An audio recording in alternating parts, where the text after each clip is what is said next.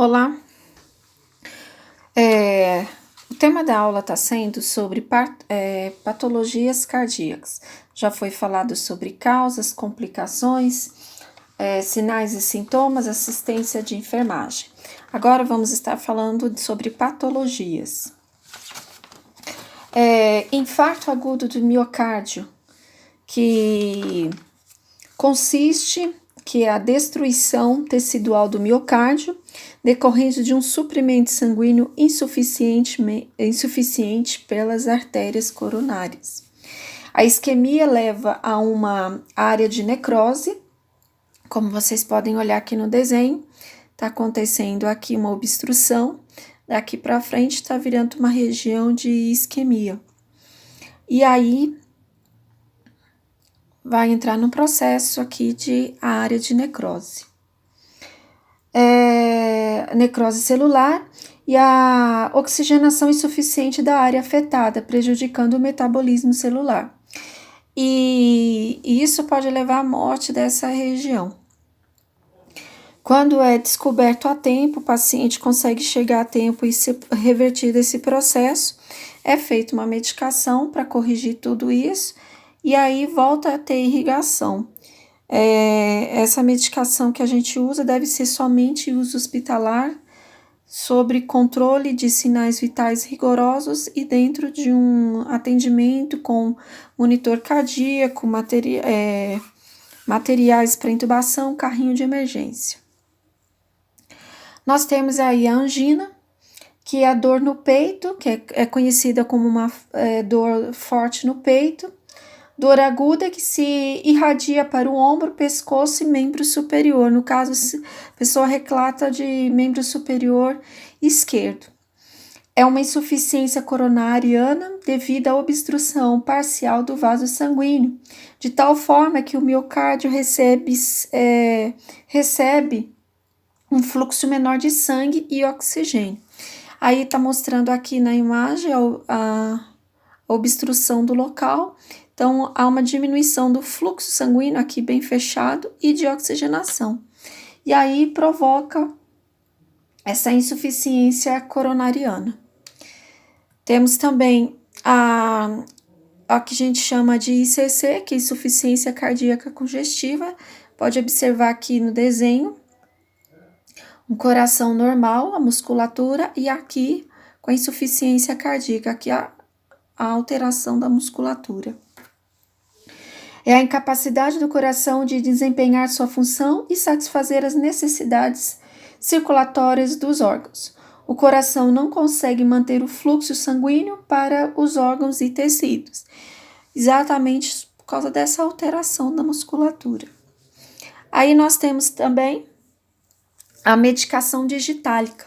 O que seriam essas medicações digitálicas? São exatamente as medicações que nós administramos nesses pacientes com insuficiência cardíaca congestiva. Uma delas é exatamente a digoxina, que é uma medicação muito comum para cardiopatias.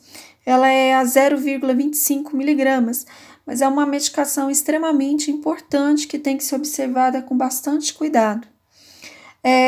Quando essa medicação, ela não que seja dada errada, mas ela pode provocar efeitos colaterais no organismo, mesmo sendo dadas na quantidade certa. E aí, nesse caso, nós chamamos de intoxicação digitálica. E ela pode provocar várias alterações cardíacas, inclusive.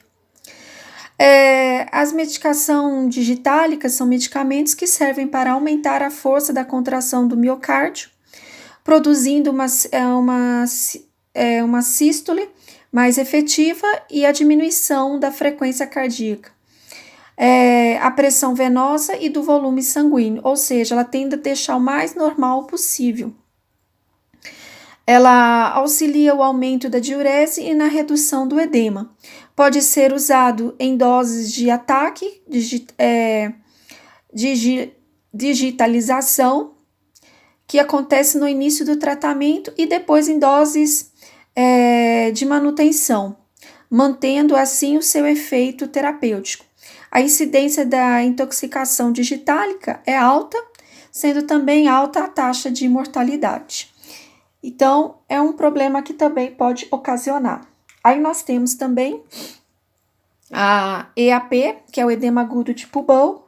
Aí mostra um pulmão com edema bem intenso, essas manchas brancas são edema, que nada mais é do que o acúmulo de líquidos no pulmão, seja no espaço intersticial ou nos alvéolos. O paciente entra em uma insuficiência respiratória bastante grave, é bem importante tratar o paciente, porque isso aí pode provocar um derrame e o paciente pode também ir a óbito. Perceba que aqui o coração dele está até escondido, teria que estar aqui aparecendo bem nítido, a imagem está até escondido de tanto que esse coração, de tanto que esse pulmão está encharcado. Nós temos também a hipertensão, que é uma condição clínica caracterizada por valores de pressão arterial superior a 140 miligramas de milímetros, ou na sigla correta seria mmHg, que seria a sistólica, e ou 90 de mmHg, que é no caso diastólica. Quando ocorre alteração acima desses valores, nós consideramos hipertensão arterial. Nós temos também a endocardite, que é a inflamação da membrana que reveste a cavidade interna do coração. Tá aí aqui no desenho mostrando o endocárdio. Então, ocasiona uma inflamação do endocárdio, que é essa que é a membrana interna do coração. Então, ela fica inflamada.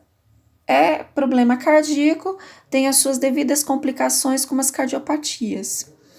Tem a miocardite, aqui já está mostrando o miocárdio, qual que é o tecido. Aí, nesse tecido aqui, ocorre um processo inflamatório, que é o comprometimento das fibras musculares do coração.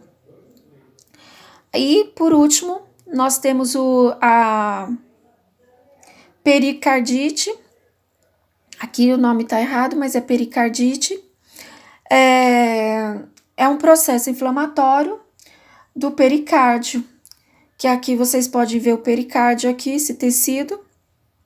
Aqui o saco pericárdico, que há um espaço aqui, um espaço entre um e outro.